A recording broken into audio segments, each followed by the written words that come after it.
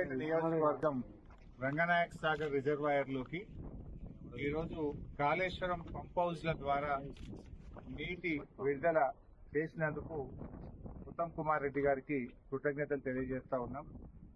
ముఖ్యంగా సిద్దిపేట నియోజకవర్గంలో 50,000 ఎకరాల్లో వరి పంట కాళేశ్వరం ప్రాజెక్టు కింద సాగవుతా ఉంది.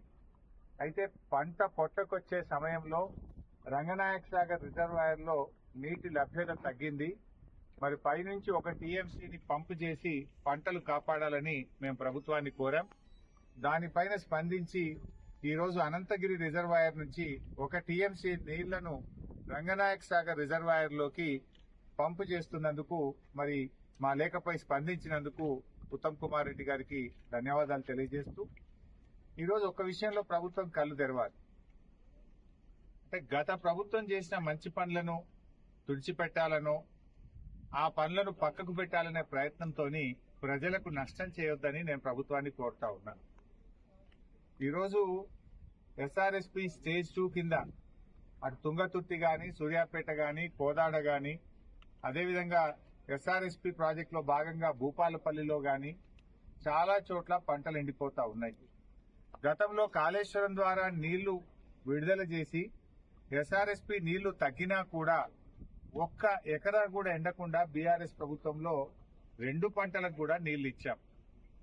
ఇలా కాళేశ్వరం ప్రాజెక్ట్ అంటే 3 బ్యారేజీలు, 15 రిజర్వాయర్లు, 19 సబ్స్టేషన్లు, 20 కిలోమీటర్ గ్రావిటీ కెనాలు, 98 కిలోమీటర్ల ప్రెషర్ మెయిన్ పైప్ లైను,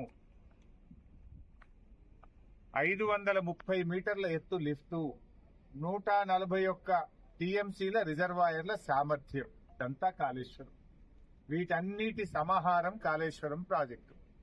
వీటన్నింటిలో 15 రిజర్వాయర్లు బాగున్నాయి, 203 కిలోమీటర్ల టనల్ బాగుంది, 1531 కిలోమీటర్ల గ్రావిటీ కెనాల్ బాగుంది, 19 సబ్స్టేషన్లు 400 కేవీ బాగున్నాయి, 21 పంపింగ్ హౌసెస్ అన్ని కూడా బాగున్నాయి, ప్రెషర్ మెయిన్ పైప్ లైన్లంతా బాగుంది, 3 బ్యారేజీల్లో 2 బ్యారేజీలు ఇంటాక్ట్ ఉన్నాయి.